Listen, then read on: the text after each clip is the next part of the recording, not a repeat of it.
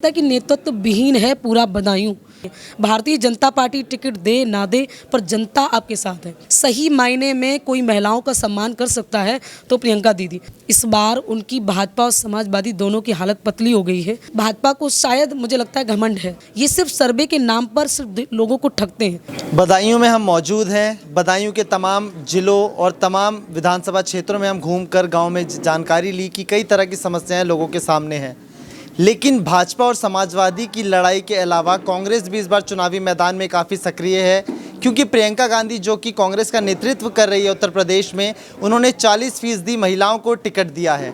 तो बदायूं सदर की अगर बात करें तो रजनी सिंह हमारे साथ मौजूद हैं जो कि कांग्रेस की प्रत्याशी हैं। इनसे बातचीत करते हैं, ये जानने की कोशिश करते हैं कि आने वाले विधानसभा चुनावों में क्या कुछ जनता के मुद्दे हैं जिनको लेकर के लोगों के पास जा रही हैं, लोगों को समझाने की कोशिश कर रही हैं, और भाजपा और समाजवादी पार्टी को कैसे पीछे छोड़ सकती हैं। तो रजनी सिंह जी, पहले मैं आप ही का परिचय जान लूँ कि कांग्रेस से पहले आप भाजपा में थे। कब ये ऐसा आपको दिमाग में ख्याल आया कि अब मेरे को कांग्रेस ज्वाइन करनी चाहिए? पहले तो नमस्कार। और आपने बताया कि पहले मैं अपना परिचय देती हूँ कि मैं रजनी सिंह बागी, और बागी एक्चुअली बगावत करने वालों को कहते हैं। तो बागी को मैं दो शब्दों में भी बोलना चाहूँगी, दो लाइनों में एक्चुअली। हर गलत देखकर कर ली बगावत, हर गलत देखकर कर ली बगावत, नाम पड़ गया बागी। और दूसरी लाइन में आप सभी का थोड़ा सा, क्योंकि बहुत सारे दर्शक भी देखते होंगे, तो उनसे कहना चाहूँगी, आशीर्वाद से विजय बनाओ, रहना जाऊँ अभागी। तो ये मेरा परिचय था संक्षिप्त में। बागी का मतलब बहुत सारे लोग समझते हैं कि बागी का मतलब क्या होता है। तो बागी का कोई जाति बिरादरी से मतलब नहीं है। बागी उसको कहते हैं जो बगावत कर रहे, उसको कहते हैं जो महिलाओं के प्रति अपनी आवाज़ को उठाए, गरीब और असहाय व्यक्तियों के लिए अपनी आवाज़ को उठाए। मैं अपना परिचय पूरा संक्षिप्त में ही दूंगी। मैं ऐसे गाँव से बिलोंग करती हूँ जहाँ पर मेरी शादी के बाद लाइट आई है। तो डिब्बी से मैंने पढ़ाई की है। दातागंज में कनकपुर गाँव पड़ता है। तो मेरी फैमिली किसान है, मतलब वो कभी राजनीतिक फैमिली से मैं बिलोंग नहीं करती हूँ। और आप समझ ही सकते हैं कि मैंने कैसे पढ़ाई की होगी। और सब, मैं पत्रकार भी हूँ, वकील भी हूँ। और फिर उसके बाद मेरी शादी भी ऐसे परिवार में हुई जो पूरे टोटल किसान है, मतलब कृषि रिलेटेड फैमिली है, तो वो भी कुछ नहीं। और उसके बाद से मैं जॉब करती थी। शादी के बाद भी मैंने पत्रकारिता की है। और यहाँ पर एक गैस एजेंसी है बजीगंज में, उसमें मैनेजर के पोस्ट पे मैं जॉब करती हूँ। बहुत मध्यम वर्गीय थी, लेकिन पत्रकार रही हूँ। गांव की स्थिति मैंने देखी तो मुझे लगा था कि मैं लोगों के, कोरोना काल से मैं लोगों के टच में ज़्यादा आ गई थी। मास्क बांटना, लोगों को राशन बांटना। फिर मुझे लगा कि मैं गाँव जब जाती थी कि प्रॉब्लम बहुत लोगों की बड़ी है, और शायद मेरा स्तर उतना सॉल्व करने का, मैं नज़रिया उनका, मैं कैसे सॉल्व कर पाऊँ उस प्रॉब्लम को। तो मुझे लगा कि ज़्यादा, मतलब मुझे ऐसा लगा कि लोगों की समस्या का समाधान करने के लिए आपको राजनीति में आना बहुत ज़रूरी है। तो ये तो आप भाजपा में रह करके भी कर सकते थे, तो ऐसा क्या किस्सा हुआ कि आपको छोड़नी पड़ी? वही बतानी, तो राजनीति में मैंने सोचा, राजनीति मुझे लगता है कि अच्छे नेतृत्व की कमी है यहाँ पर। और अभी भी बदायूं में आप देख ही रहे होंगे कि ऐसा लगता है कि नेतृत्व विहीन है पूरा बदायूं। तो जब नेतृत्व विहीन मैंने खुद को, वहाँ को लोगों को देखा, तब मुझे लगा कि मुझे आगे आना चाहिए। तब मैंने जिला पंचायत का, उससे पहले मैंने कोई इलेक्शन नहीं लड़ा था, मैं साधारण फैमिली से हूँ। तब मैंने जिला पंचायत का चुनाव लड़ने की सोची। उससे पहले की बात बताती, जिला पंचायत से पहले मैं भाजपा में आई थी। मुझे लगा कि भाजपा सबसे बड़ी पार्टी है, और मैं भाजपा के जरिए किसी राजनीति करके मैं लोगों की मदद कर पाऊँगी। लोगों के टच में इतना आ गई थी कि लोगों को लगा कि मुझे वहाँ पर एक नेतृत्व करना चाहिए, लोगों का ये नज़रिया था। तब मैंने जिला पंचायत का डिसीजन लिया। जिला पंचायत मैंने इतनी मेहनत की थी, डोर टू डोर कैंपेनिंग करना, जो एक छोटा से छोटा कार्यकर्ता कर सकता है भाजपा के लिए। दरी बिछवाने से लेके, मैं समझती हूँ, बड़े बड़े नेताओं को मालाएं पहनाने से लेकर, जितना मुझे कर सकती थी मैंने उतना प्रयास किए। लोगों को लगता भी था कि इनसे ज़्यादा कोई डिज़र्विंग कैंडिडेट है ही नहीं कि आप इनको टिकट मिलना चाहिए। लेकिन सारी चीज़ें सब गलत साबित हो गई। मुझे लगता है कि जो वो उन्होंने जो दिशा निर्देश बनाए थे कि हम ऐसे कैंडिडेट को टिकट देंगे, हम ऐसा करेंगे, वो करेंगे, महिलाओं को आगे रखेंगे, नारी सशक्तिकरण का बढ़ावा देंगे, लेकिन वो सब तथाकथित बातें थीं। वो लिखित में ठीक लगती हैं, बड़े बड़े ऐड वो देते हैं करोड़ों के, लेकिन उनका कोई मतलब नहीं है। तो उन्होंने, जब मुझे वहाँ पर बात आई, तो उन्होंने मुझे टिकट नहीं दिया। उन्होंने ऐसे कैंडिडेट को दिया जो 5वां पास थी, मतलब वैसे वो पढ़ाई लिखाई की बात करते हैं, लेकिन वहाँ पर भी फेल। फिर वो युवाओं की बात करते, वो 65 वर्षीय महिला थी, उनको टिकट दिया। कोई बात नहीं, लेकिन मेरे जो लोग थे जो मुझे चाहते थे कि मुझे चुनाव लड़ना चाहिए, क्योंकि मेरा दिल से संबंध होता है, मैं कोई चुनावी मेरा संबंध नहीं था। मेरा जितने भी लोग हैं यहाँ पर भी आपको लोग मुझे मिलेंगे, वो सब मेरे दिल से जुड़े हुए लोग मिलेंगे, मेरे पर्सनल लोग मिलेंगे जो मुझे चाहते थे। उन लोगों ने कहा कि आपके अंदर मतलब आपको किसी टिकट की आवश्यकता ही नहीं है, भारतीय जनता पार्टी टिकट दे ना दे पर जनता आपके साथ है। यानी कि मैं जनता पार्टी समर्थित हो गई थी। मैं कृष्ण कन्हैया में बहुत भरोसा रखती हूँ, बांके बिहारी में, तो उनका मेरे पूरा साथ था। जहाँ सारथी कृष्ण कन्हैया जैसे हों तो समझ लीजिए क्या हालत होनी है। तो वही हुआ कि जनता मेरे साथ थी, कृष्ण कन्हैया मेरे साथ थे और पूरी तरीके से उन्होंने मेरा साथ निभाया। जितने विपक्षी दल थे, भाजपा, सपा, बसपा, सबकी जमानत जब्त हो गई। ये कारण था। भाजपा वालों ने तो मुझे इतना परेशान किया था उस टाइम पर कि मेरा किसी भी वॉल पर मेरी कोई भी पोस्टर वोस्टर नहीं लगने दिया।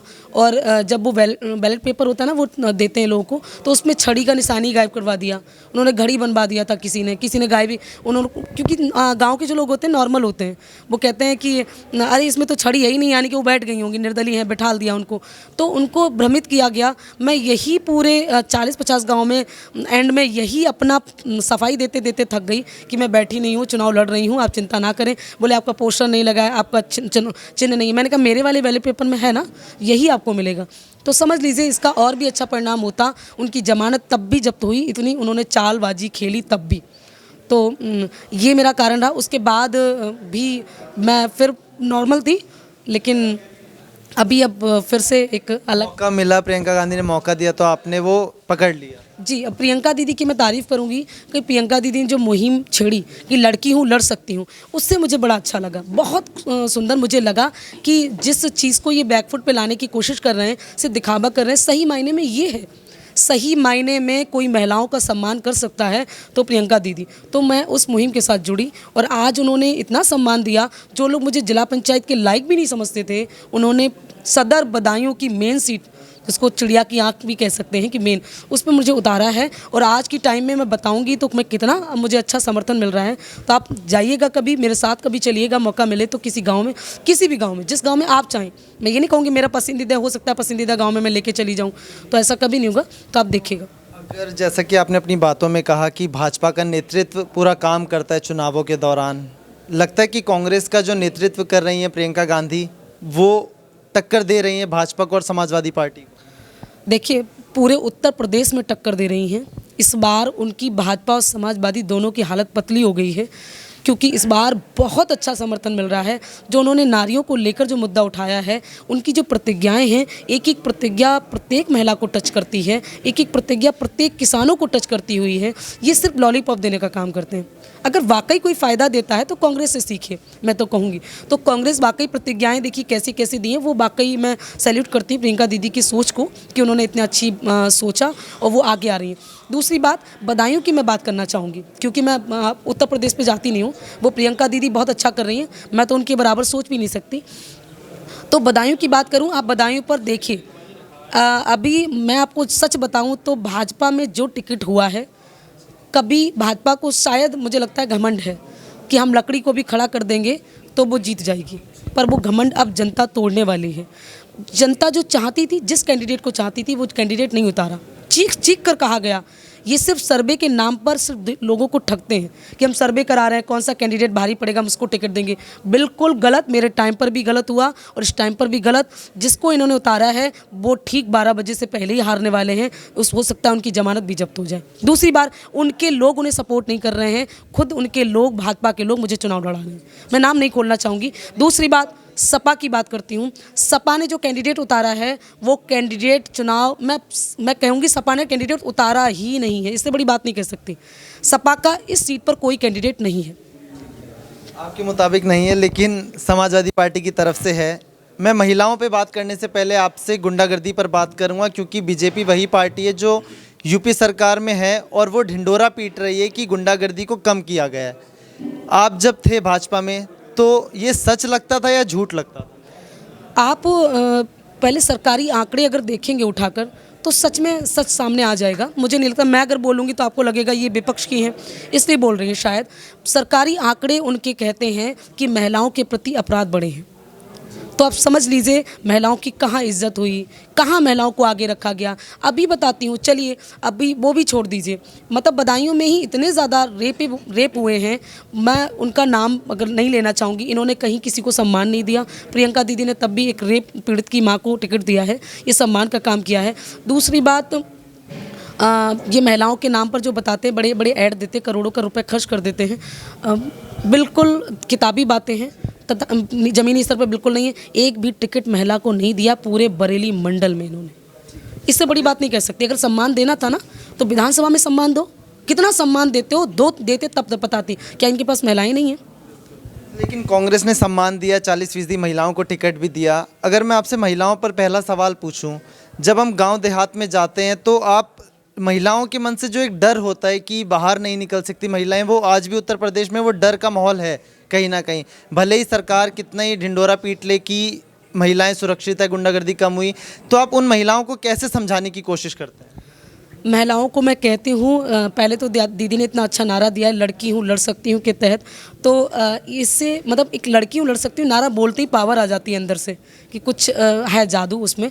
तो मैं महिलाओं को ये एहसास दिलाती हूँ कि अगर हमारी सरकार बन रही है, पहली बात तो मैं बता दूँ, तो इस सरकार में क्योंकि दीदी नेतृत्व कर रही हैं पूरे उत्तर प्रदेश का, तो महिलाओं के लिए अलग ही उनकी सोच है। महिलाओं के लिए प्रतिज्ञाएं जितनी पुरुषों के लिए की हैं, उससे ज़्यादा उन्होंने महिलाओं को आगे रखा है। तो समझ लीजिए आगे चल के क्या होने वाला है। इस बार अभी महिलाएं सेफ नहीं हैं। आप देखिए महिलाओं के प्रति अभी भी डर है। कहीं जाइए, आधी रात के बाद महिलाएं, अभी भी आधी रात क्या 7 बजे के बाद महिलाएं बाहर नहीं निकलती। अगर नहीं डर है तो क्यों नहीं निकलती, निकाल के दिखाइए। अच्छा, अगर कांग्रेस पार्टी की मैं बात करूं तो प्रियंका गांधी हो या आपके जो प्रदेश अध्यक्ष अजय कुमार लल्लू, तमाम ऐसी योजनाएं बताई हैं महिलाओं के लिए, लेकिन एक विधायक के तौर पर आप विधायक अगर बनेंगी तो महिलाओं को सबसे पहले आप कैसे उनको सशक्त करने की कोशिश करेंगे? मतलब क्या वो आपके पास मॉडल है? पहली बात तो दीदी ने ही इतने अच्छे एजेंडे दिए हैं, बहुत अच्छे। उन्होंने नौकरियों में भी कहा है कि 40% आरक्षण देंगी, आरक्षित सीट देंगी, महिलाओं के लिए करेंगी। दूसरी बात, महिलाओं के लिए उन्होंने फ्री बस यात्रा दी है और महिलाओं के लिए स्कूटी, मोबाइल फ़ोन, और इसके अलावा आंगनबाड़ी आशा बहुओं के लिए 10,000 प्रति माह वेतन। इसके अलावा मैं क्या सोचती हूँ, मैं ये सोचती हूँ कि आधी आबादी बदायूं सदर पे क्या हर जगह आधी आबादी हमारी महिलाओं की यहाँ पर रहती है। तो यहाँ पर मैं ये देखती हूँ कि शिक्षा के मामले में अभी भी बदायूं बहुत पीछे है, ओवरऑल बहुत पीछे है। मैं सबसे पहले तो चाहूँगी कि दीदी ने जो पहले कांग्रेस के ज़माने के स्कूल कॉलेजेस थे वही हैं, अभी नया कुछ नहीं हुआ है। तो मैं चाहती हूँ कि नए स्कूल और कॉलेजेस, वीरांगनाएँ जो उन्होंने बोला है कि 75 दक्षता स्कूल खोले जाएंगे, कॉलेज, तो वो खुलें और इससे महिलाएं सशक्त हों, पढ़ें लिखें, आगे बढ़ें। इसके अलावा महिलाओं की भागीदारी जैसे टिकटों में उन्होंने बढ़ाई है, वैसे ही मैं चाहती हूँ कम से कम 50% महिलाएँ, जब हम 50% महिलाएँ वैसी आबादी में हैं, है ना, खाने पीने में है, सब में है, आबादी बढ़ाने में है, वोट में है, तो फिर हमारी आबादी हमें दिखना भी चाहिए, नौकरी में भी होनी चाहिए। मैं ये तय करूँगी यहाँ पर हमारी महिलाएं 50% महिलाएं नौकरी में आ गया है। आपने अपने परिचय में खेती का भी जिक्र किया था। अगर मैं आपसे कहूं कि जो आपके ही इलाके के कई ऐसे किसान हैं, ऐसे लोग हैं, उनका ये कहना है कि उनके खेती इसलिए ख़राब हो जाती है क्योंकि गाय और बछड़ों से वो काफ़ी परेशान है। कुछ दिमाग में सोचा कि हाँ, इस चीज़ से मैं कैसे लोगों को छुटकारा दिला सकती हूँ? बहुत अच्छा क्वेश्चन किया आपने। जिस पर भाजपा ज़्यादा ही ट्रोल कसती है, वो सोशल मीडिया पर भी बहुत ज़्यादा ट्रोल आते हैं इसको लेकर, तो बहुत अच्छा आपने प्रश्न पूछा है। मैं आपको बता दूं कि जब मैं जाती हूं गांव में, एक्चुअली मेरा भी दोनों ससुराल और मायके पक्ष किसान से जुड़ा हुआ, कृषि से जुड़ा हुआ है।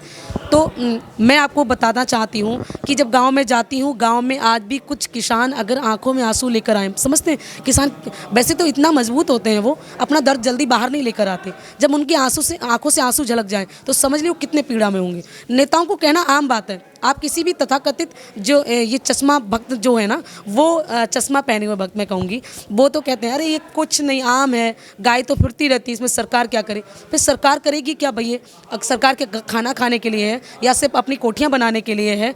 नहीं, सरकार का ये दायित्व बनता है कि जो किसान घर पर नहीं सो पा रहे हैं इतनी ठंड में, एक दिन सो के दिखा देना नेता बाहर, तब पता चलेगा। खेत में सोना तो बहुत बड़ी बात है, खुले में नहीं सो सकते आप। तो जो किसान पूरी तरीके से खेत पर रहते हैं, मैं उनके लिए मैं ये, उन्होंने जो गौशाला बना रखी है ना, गौशाला में कुछ भी नहीं हो रहा। अगर आप अपनी गाय को अभी जाइए, एक गाय को पकड़िएगा और गौशाला में लेके जाइएगा। जैसे आप बच्चे का एडमिशन कराते हैं ना, एडमिशन चार्ज चाहिए होता है, वैसे ही गाय का एडमिशन कराने के लिए चार्ज चाहिए पहले। तो समझ लीजिए इतना किसान के पास है नहीं, वरना वो पहुंचा भी दें इतना भी। तो इनका पहले तो अगर आपने गौशालाएं बनाई हैं तो जगह जगह गाड़ियां प्रशासन भी देख रहा है, इनकी आंखों से ऐसा नहीं। आप निकलिए तो आपको रात में बहुत सारी गाय दिख जाएंगी, तो इनको दिखाई दे रहा है ना, तो इनको गाड़ी लगवा के भरवा के गौशाला में पहुंचवाना चाहिए।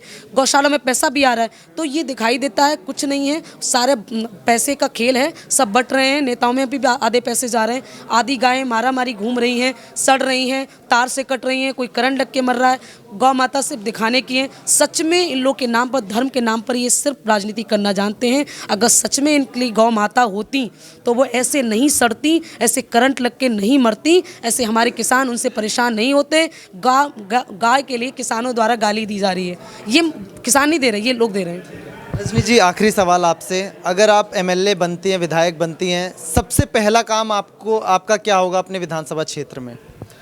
सबसे पहला तो मतलब बनने के बाद मैं धन्यवाद यात्रा करना चाहूँगी, क्योंकि जो जनता जनार्दन की वजह से मैं यहाँ पर हूँ।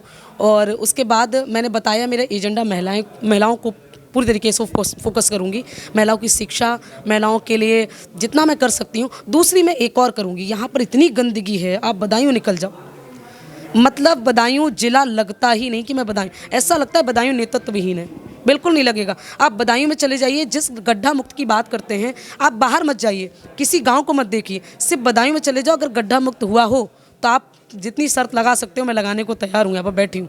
तो गड्ढा मुक्त वाकई होना चाहिए, शहर तो बिल्कुल होना चाहिए, शहर में सफाई भी ज़्यादा होनी चाहिए। अभी इस टाइम पर ऊपर से लेकर नीचे तक सत्ताधारी लोग हैं, चाहे वो चेयरमैन हो, चाहे वो विधायक हो, चाहे वो सांसद हो, चाहे जिला पंचायत अध्यक्ष हो, चाहे मुख्यमंत्री हो, चाहे राज्यपाल हो, चाहे प्रधानमंत्री हो, टोटल भाजपा। इसके बाद भी इतनी गंदगी मैंने शहर में कभी नहीं देखी जो इस कार्यकाल में मुझे देखने को मिल रही है। तो रजनी जी हमारे साथ मौजूद थे, जिन्होंने अपने सरनेम के आगे रजनी सिंह बागी लगा रखा है, क्योंकि ये भाजपा से कांग्रेस में शामिल हुई, क्योंकि भाजपा की नीतियां इनके समझ से परे थी। इनसे हमने बातचीत करी, जानने की कोशिश करी कि आप अपने विधानसभा क्षेत्र के लिए क्या कुछ एजेंडा लेकर के जनता के बीच में पहुंच रहे हैं। अगर आप विधायक बनते हैं तो सबसे पहला काम क्या करेंगे, और आपकी जो प्लान की जो लिस्ट है उसमें क्या क्या मुख्य चीज़ें हैं, महिलाओं को लेकर के या गुंडागर्दी को लेकर के या किसानों को लेकर के। तो इन्होंने स्पष्टता से अपनी राय रखी और ये बताने की कोशिश करी कि कांग्रेस इस बार यूपी सरकार में आने वाली है। फिलहाल के लिए इतना ही। सनराइज न्यूज़ के लिए कैमरा पर्सन अमित के साथ मैं विशाल, धन्यवाद।